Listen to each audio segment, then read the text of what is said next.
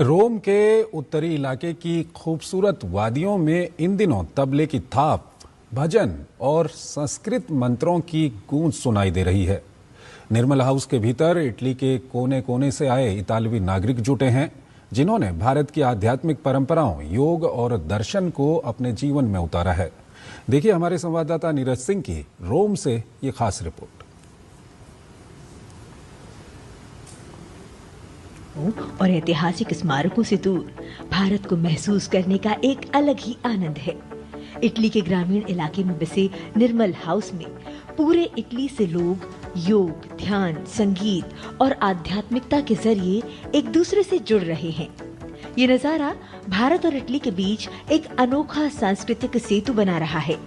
प्रधानमंत्री नरेंद्र मोदी की इटली यात्रा से जहां दोनों देशों के द्विपक्षीय संबंधों पर ध्यान केंद्रित हुआ है, तो वहीं इस तरह के प्रयासों से दोनों मुल्कों के लोगों के बीच संस्कृति और आपसी मानवीय जुड़ाव भी तय हो रहा है।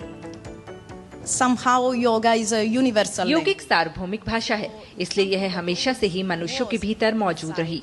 यह केवल हमारी सोच और संस्कृति की बनावट के कारण अब तक छिपा हुआ था। सौभाग्य से भारतीय समाज और संस्कृति ने इसे मानवता के विकास में एक ऊंचे स्थान पर सुरक्षित रखा। यहाँ मौजूद कई लोगों के लिए भारत सिर्फ एक देश नहीं है, ये उस प्राचीन ज्ञान की जन्मभूमि है जो आज भी महाद्वीपों के पार अपनी पहचान रखता है।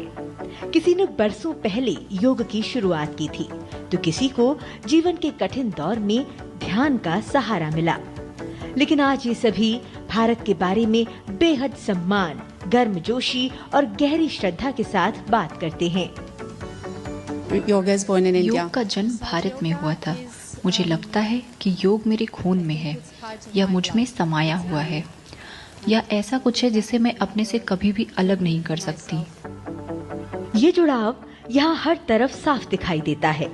तबले की थाप में, भारतीय शास्त्रीय नृत्य की बेहद सधे हुए अंदाज में सीखी गई मुद्राओं में और सामूहिक ध्यान की उस गहरी शांति में। कई प्रतिभागियों के लिए जो सफर दशकों पहले शुरू हुआ था, वो अब उनके जीवन का एक हिस्सा बन चुका है। ऐसे समय में जब भारत और इटली व्यापार, रक्षा और रणनीतिक साझेदारी में अपना सहयोग बढ़ा रहे हैं, तो वहीं ध्यान और योग के प्रति लोगों का लगाव दोनों देश के लोगों में एक मजबूत स्तंभ का काम करता है। पीपल टू पीपल कनेक्ट यानी जन जन का जुड़ाव, एक ऐसा सांस्कृतिक संबंध जिसे समझौतों या आधिकारिक बयानों के जरिए नहीं नापा जा सकता। आज पूरी दुनिया योग के प्रति आकर्षित हो रही है। इटली में भी बड़ी संख्या में जो लोग हैं वो भारतीय योग से जुड़े हुए हैं।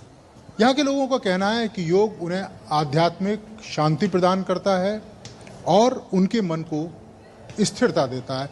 यही कारण है कि आज सहज योग इटली के हजारों लोगों के मन में बसा हुआ है और मानसिक शांति के लिए वो इस योग को लगातार कर रहे हैं। कैमरामैन मोहित उइके के साथ नीरज सिंह, डीडी न्यूज़, रोम, इटली।